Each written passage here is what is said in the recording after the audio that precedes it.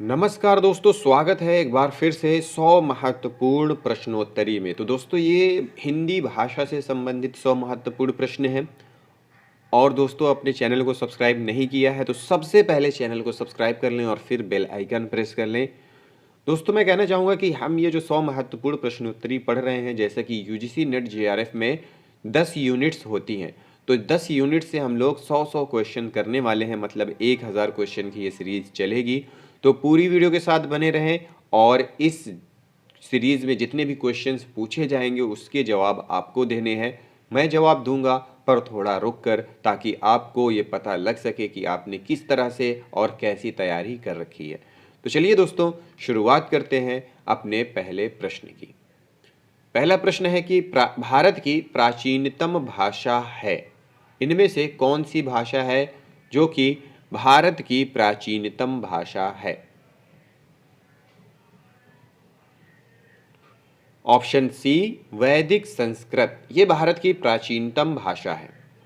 प्रश्न नंबर 2, इन संस्थाओं को स्थापना काल के आरोही क्रम में व्यवस्थित कीजिए। ये संस्थाएं दी हुई हैं और इन संस्थाओं को स्थापना काल के आरोही क्रम में व्यवस्थित करना है। बताएं कौन सा उत्तर सही होगा? ऑप्शन डी काशी नागरी प्रचारिणी सभा, हिंदी साहित्य सम्मेलन, दक्षिण भारत हिंदी प्रचार सभा और अंत में राष्ट्रभाषा प्रचार समिति। फिर प्रश्न है, महाराष्ट्र राष्ट्रभाषा प्रचार सभा की स्थापना कहाँ हुई थी? पुणे, मुंबई, शोलापुर या फिर इनमें से कोई नहीं?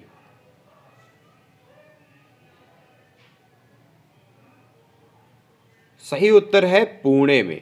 महाराष्ट्र राष्ट्रभाषा प्रचार सभा की स्थापना पुणे में हुई थी। और अगला प्रश्न है कि इनमें से कौन सा वर्ण स्वर नहीं है? इनमें से कौन सा वर्ण है जो स्वर नहीं है? Option B. फिर अगला प्रश्न है, हिंदी का संबंध किस भाषा परिवार से है? एशियाई, यूरोपीय, ऑस्ट्रेलियाई या फिर स्कैंडियन? तो हिंदी का संबंध यूरोपीय भाषा परिवार से है, ऑप्शन बी। प्रश्न है, भारत में प्राचीनतम आर्य भाषा का आरंभ कब हुआ? प्राचीनतम आर्य भाषा का प्रारंभ कब हुआ? 1500 ईसा पूर्व, 1400 ईसा पूर्व, 1600 ईसा पूर्व या फिर 1300 ईसा पूर्व? सही उत्तर है 1500 ईसा पूर्व के आसपास। प्रश्न है, आधुनिक भारतीय आर्य भाषाओं का विकास किससे हुआ है? मागधी, द्रविड़, अपभ्रंश या फिर रोमन? आधुनिक भारतीय आर्य भाषाओं का विकास पूछ रहा है। सही उत्तर है अपभ्रंश से, ऑप्शन सी। प्रश्न है, संसार का सर्वाधिक प्राचीन ग्रंथ कौन सा है? Avesta, Bible, Rigveda, Shrimad Bhagwat? संसार का पूछ रहा है, संसार का सर्वाधिक प्राचीन ग्रंथ, तो वो है ऋग्वेद, ऑप्शन सी। प्रश्न है, त्रिपिटक किस भाषा का ग्रंथ है? त्रिपिटक किस भाषा के ग्रंथ है? प्राकृत, पाली, अपभ्रंश या फिर हिंदी? तो वो पाली भाषा के ग्रंथ हैं।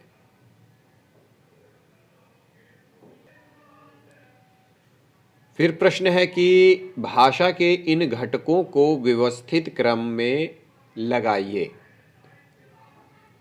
ठीक है, यहाँ पे ऑप्शंस दिए हुए हैं, व्यवस्थित क्रम में लगाने का पूछ रहा है। तो सबसे पहला ऑप्शन ही सही है, ऑप्शन ए, वर्ण, फिर शब्द, फिर पद या वाक्य। ठीक है, वर्ण, फिर शब्द आता है, फिर पद आता है, फिर उससे वाक्य बनते हैं। फिर अगला प्रश्न है कि भाषा का निर्माण होता है किनसे होता है? अव्यक्त ध्वनियों से, मौन ध्वनियों से, मूक ध्वनियों से या फिर व्यक्त ध्वनियों से? जाहिर सी बात है ऑप्शन डी, व्यक्त ध्वनियों से। प्रश्न है इन सूचियों को सुमेलित कीजिए। सूची 1 में पत्रिका का नाम दिया हुआ है, सूची 2 में संपादक का नाम दिया हुआ है, नीचे कूट का मिलान करते हुए जवाब देना है। तो यहां पे सही उत्तर है ऑप्शन ए, 4, 1, 2, 5। सरस्वती पत्रिका, महावीर प्रसाद द्विवेदी, उदंड मार्तंड, पंडित जुगल किशोर, ब्राह्मण प्रताप नारायण मिश्र और आनंद कादम्बिनी बद्रीनाथ चौधरी प्रेम घन। तो यहाँ पे ऑप्शन ए हमारा सही है। सरस्वती पत्रिका, महावीर प्रसाद द्विवेदी, उदंड मार्तंड, पंडित जुगल किशोर, ब्राह्मण प्रताप नारायण मिश्र और आनंद कादम्बिनी के संपादक बद्री नारायण चौधरी प्रेम घन। फिर प्रश्न है ऊष्म वर्ण कौन से हैं? यहां पे ऊष्म वर्ण का लिए कौन सा ऑप्शन सुटेबल है, कौन सा ऑप्शन सही है? सही उत्तर है ऑप्शन सी, शा, सा, सा, हा। ये ऊष्म वर्ण कहलाते हैं। फिर प्रश्न है सानुनासिक वर्ण है। सानुनासिक वर्ण निम्नलिखित में से कौन से हैं? ऑप्शन डी, णा, णा, ना, ना, मा। ये है सानुनासिक वर्ण। फिर प्रश्न है मूल स्वर कौन से हैं? इनमें से मूल स्वर का लिए कौन सा ऑप्शन सूटेबल है? ऑप्शन बी, छोटा आ, छोटी ई, ऊ और ऋषि, री। ठीक है। फिर प्रश्न है कि अंतस्थ व्यंजन है, कौन सा है अंतस्थ व्यंजन?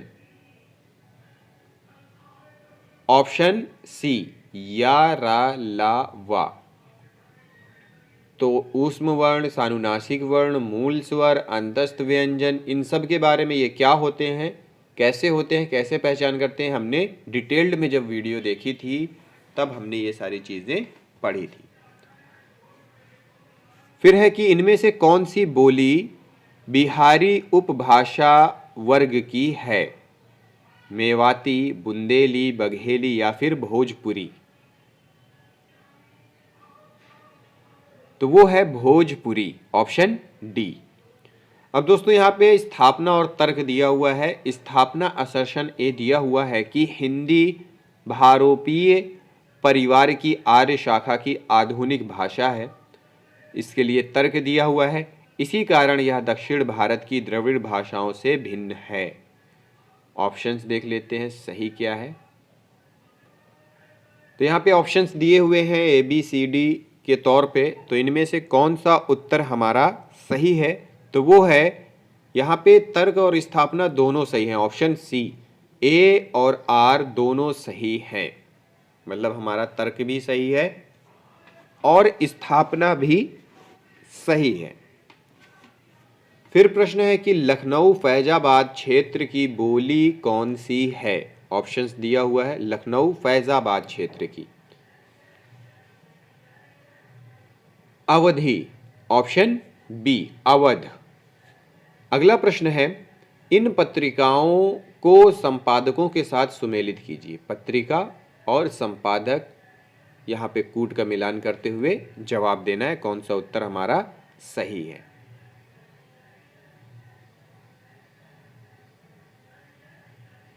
सही उत्तर है ऑप्शन सी, 5, 3, 1, 2। वागर्थ, इसका हो जाएगा विजय बहादुर सिंह। नया ज्ञानोदय, इसका हो जाएगा रविंद्र कालिया। वसुधा, इसका हो जाएगा कमला प्रसाद। और रंग प्रसंग, इसका हो जाएगा प्रयाग शुक्ल। अगला प्रश्न है, ध्वनियों के भेद हैं। कौन से भेद हैं इसमें ध्वनियों के? यहाँ पे ऑप्शंस दिए हुए हैं। स्वर व व्यंजन, ये ध्वनियों के भेद हैं, दो भेद। अगला प्रश्न है, भाषा की सार्थक लघुत्तम इकाई क्या है? भाषा की सार्थक लघुत्तम इकाई शब्द। क्या है? शब्द, ऑप्शन बी। अगला प्रश्न है, निम्नलिखित में से कौन सी बोली पश्चिमी हिंदी की नहीं है? नहीं है पूछ रहा है, पश्चिमी हिंदी की नहीं है। वो है अवधी, ऑप्शन ए। फिर प्रश्न है, इंदु पत्रिका के संपादक का नाम क्या है? इंदु पत्रिका के संपादक का नाम क्या है? जगदीश गुप्त, ऑप्शन डी। फिर प्रश्न है, वर्गीय व्यंजन के भेद कितने हैं? 5। कितने भेद हैं? 5 भेद हैं, ऑप्शन बी।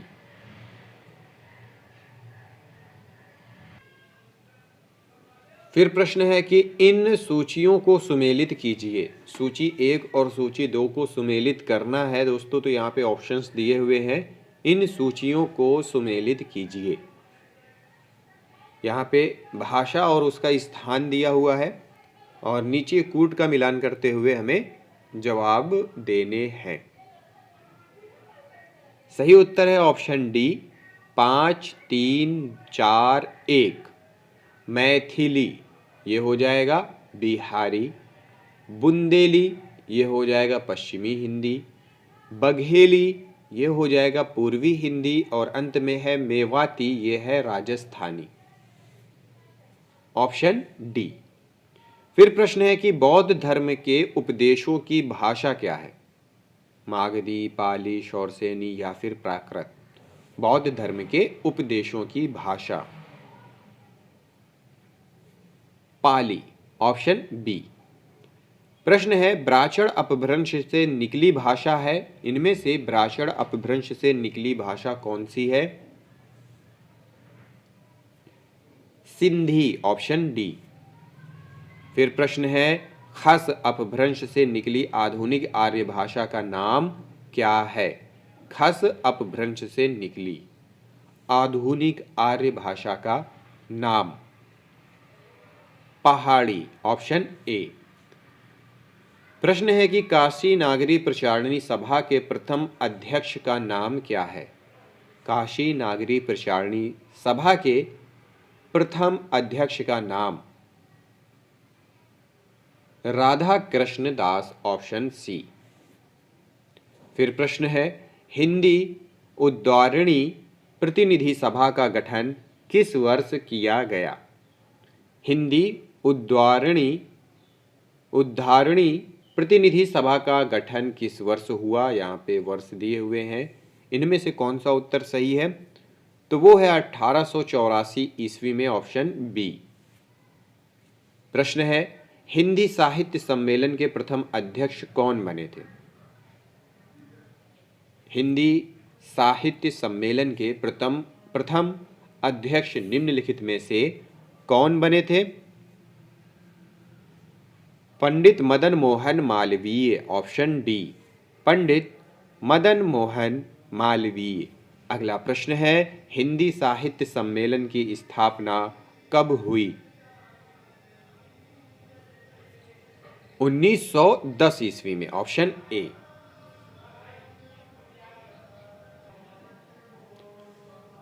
प्रश्न है कि राष्ट्रभाषा प्रचार समिति की स्थापना किस वर्ष हुई थी? ऑप्शंस दिए हुए हैं यहाँ पे।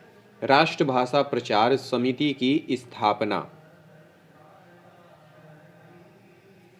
1936 ईस्वी में हुई थी। फिर प्रश्न है कि दक्षिण भारत हिंदी प्रचार समिति की स्थापना कब हुई? –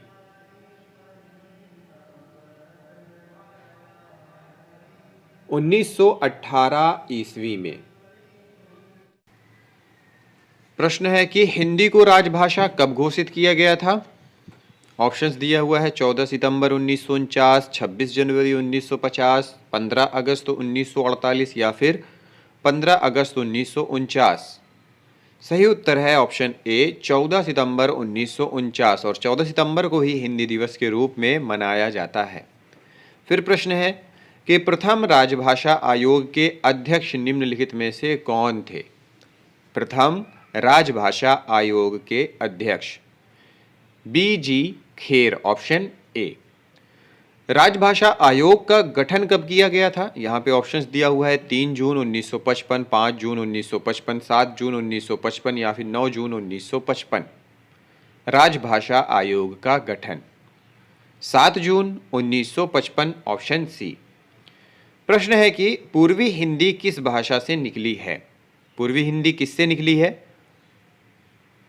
सही उत्तर है अर्धमागधी अपभ्रंश से निकली है। फिर प्रश्न है कि अपभ्रंश के आरंभिक साहित्यकार निम्नलिखित में से कौन है? तो वो है हेमचंद्र, ऑप्शन ए। अगला प्रश्न है अपभ्रंश और आधुनिक आर्य भाषाओं के मध्य की भाषा को क्या कहा जाता है? संक्रांतिकालीन भाषा, ऑप्शन सी। फिर प्रश्न है उर्दू किस भाषा का शब्द है? अरबी, फारसी, तुर्की, पश्तो। तो उर्दू तुर्की भाषा का शब्द है।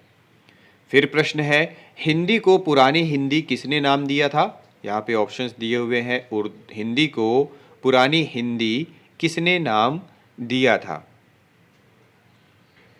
सही उत्तर है चंद्रधर शर्मा गुलेरी, ऑप्शन बी।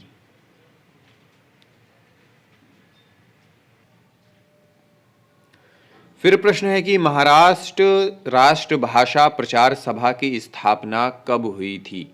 महाराष्ट्र राष्ट्रभाषा प्रचार सभा की स्थापना। सही उत्तर है 1945 ईस्वी में। अगला प्रश्न है महाराष्ट्र राष्ट्रभाषा प्रचार सभा की स्थापना कहाँ हुई है? तो इसमें जो प्रश्न है और ऑप्शंस जो दिए हुए हैं वो है नासिक में, पुणे में, कोल्हापुर में या फिर नागपुर में। तो सही उत्तर है पुणे में, ऑप्शन बी। फिर प्रश्न है कि राष्ट्रभाषा प्रचार समिति की पत्रिका का नाम क्या है? राष्ट्रभाषा प्रचार समिति की पत्रिका का नाम क्या था? राष्ट्रभाषी, ऑप्शन ए। प्रश्न है कि हिंदी प्रचार सभा की स्थापना किसने की थी? हिंदी प्रचार सभा की स्थापना निम्नलिखित में से किसने की थी? तो सही उत्तर है टी हैग्रीवाचारी ने। टी हैग्रीवाचारी ने की थी।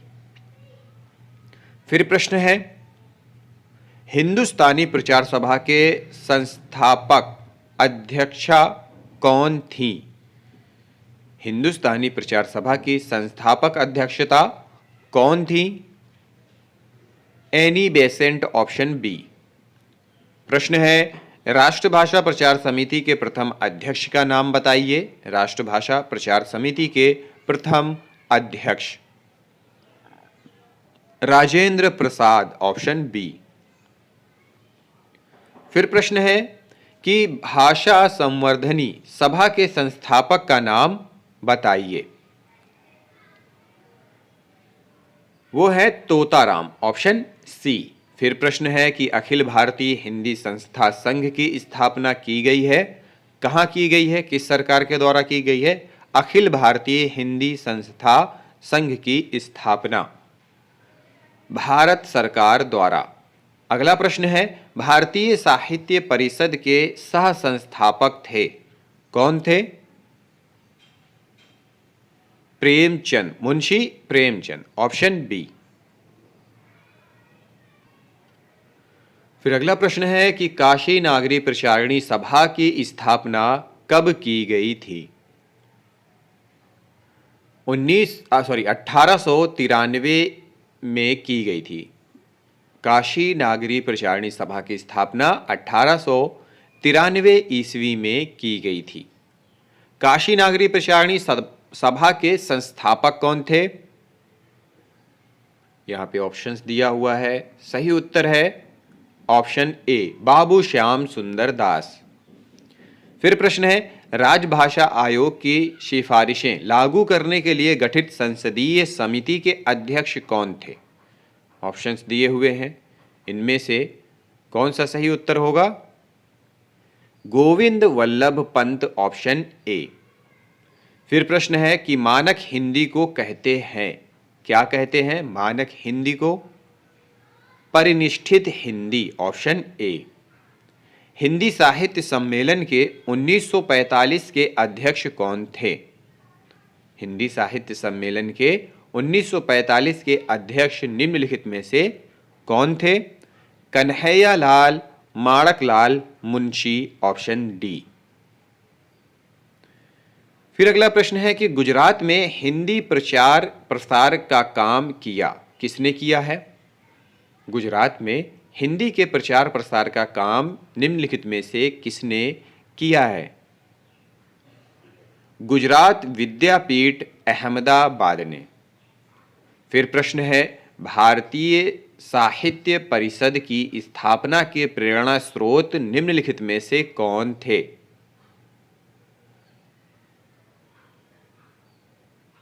Mahatma Gandhi, option C.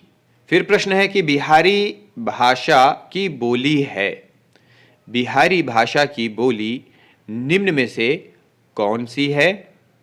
बिहारी भाषा की बोली कन्नौजी, डोगरी, मगही या फिर हाड़ौती? तो वो है मगही, ऑप्शन सी। फिर प्रश्न है, बघेली किस भाषा की बोली है? पश्चिमी हिंदी, उत्तरी हिंदी, पूर्वी हिंदी या फिर दक्षिणी हिंदी? तो वो है पूर्वी हिंदी की, बघेली पूर्वी हिंदी की बोली है।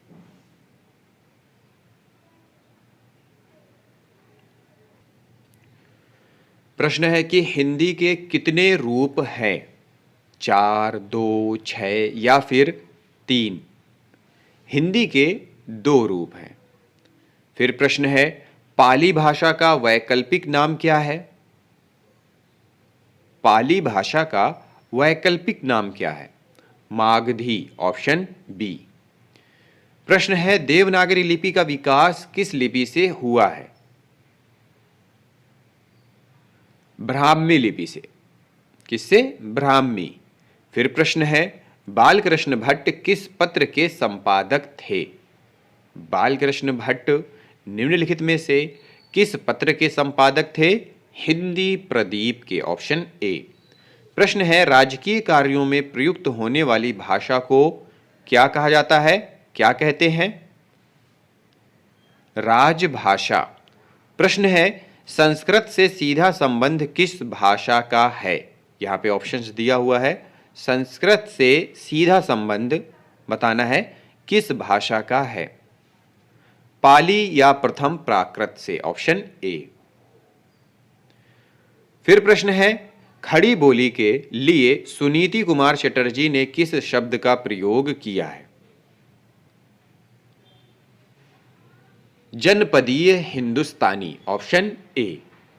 जनपदीय हिंदुस्तानी खड़ी बोली के लिए सुनीति कुमार चटर्जी ने शब्द का प्रयोग किया है। फिर प्रश्न है, हिंदी वर्णमाला में अम और आह हैं, क्या है? स्वर है, व्यंजन है, आयोग वाह है या फिर संयुक्ताक्षर हैं? ये अयोग वाह है, ऑप्शन सी।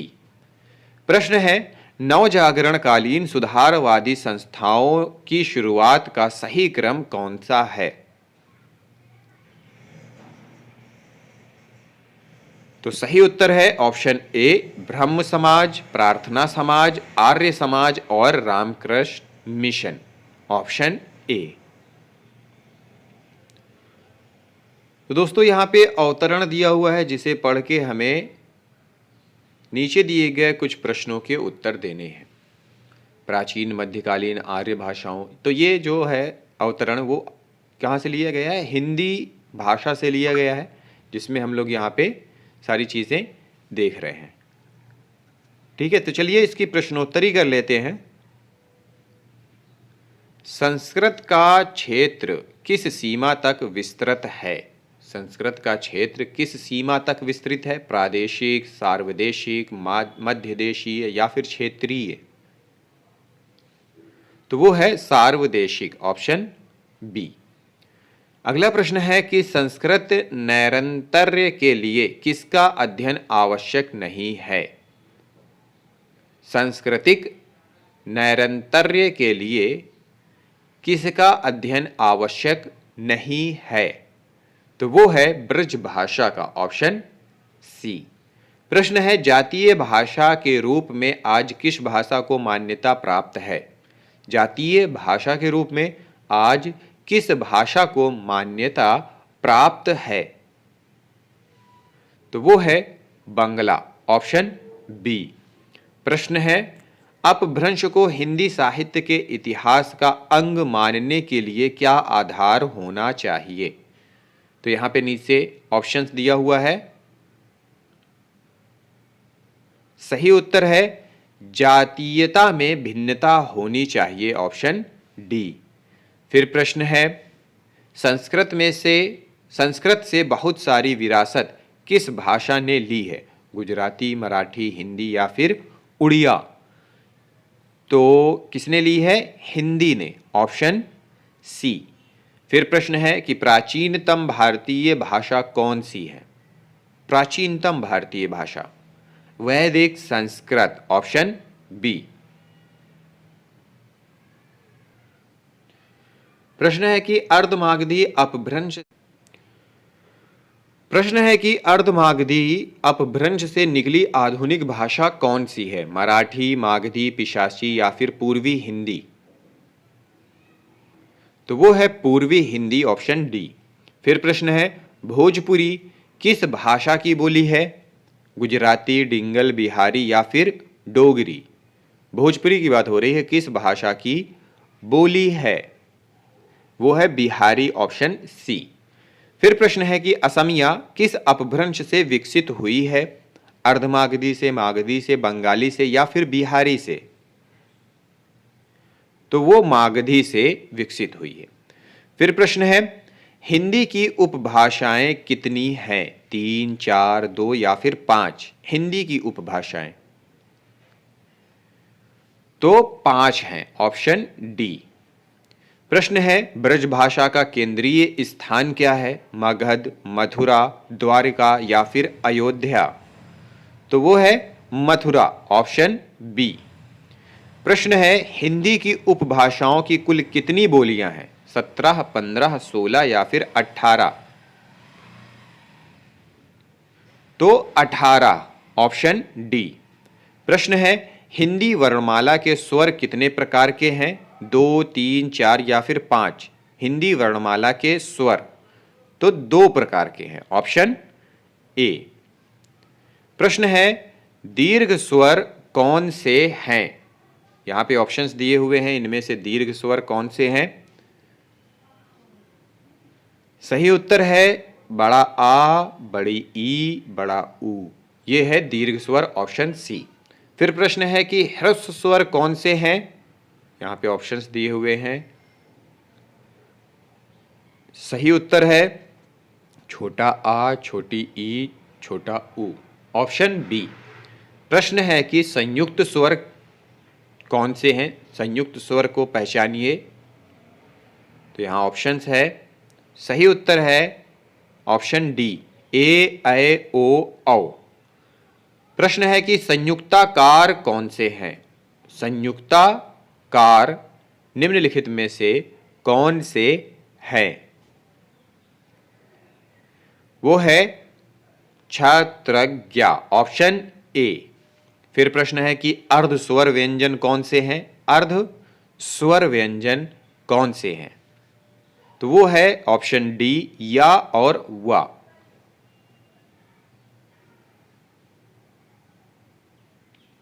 फिर प्रश्न है दोस्तों यहां पे अगला प्रश्न है कि दंत्य वर्ण का उदाहरण चुनिए।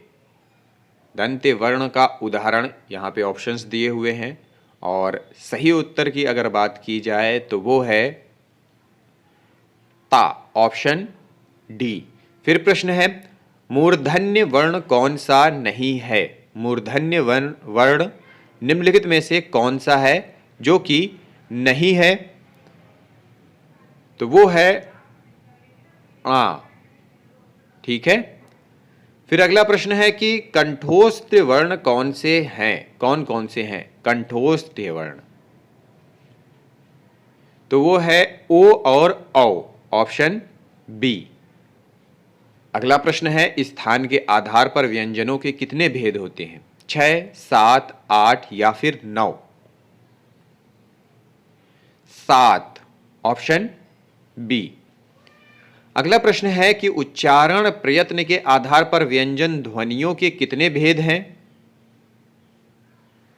यहां पे ऑप्शंस दिए हुए हैं। सही उत्तर है 8, ऑप्शन ए। फिर प्रश्न है, भाषा और लिपि में संबंध है? भाषा और लिपि में संबंध है। साध्य व साधन का, ऑप्शन बी, साध्य व साधन का संबंध है। फिर प्रश्न है कि उत्तर भारत में देवनागरी लिपि के प्रचार का समय क्या है? लगभग 10वीं शताब्दी ईस्वी। फिर प्रश्न है, देवनागरी लिपि का विकास किस लिपि से हुआ है?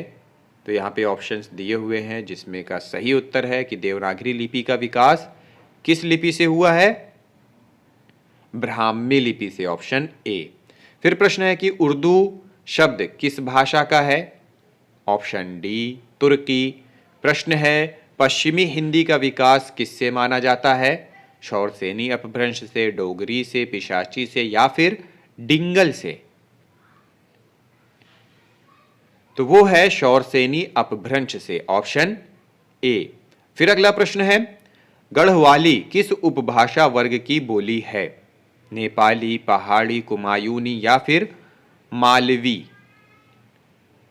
तो वो है पहाड़ी की, ऑप्शन बी। फिर अगला प्रश्न है, किस क्षेत्र में ब्रजबुली नाम से ब्रजभाषा का एक अलग रूप चल पड़ा है? तो वो है बंगाल में, ऑप्शन डी। तो दोस्तों ये थे हमारे 100 महत्वपूर्ण प्रश्न। अगली वीडियो में अगली यूनिट के 100 प्रश्न लेकर आएंगे। इस वीडियो को देखने के लिए, समझने के लिए आप सभी लोगों का बहुत बहुत धन्यवाद।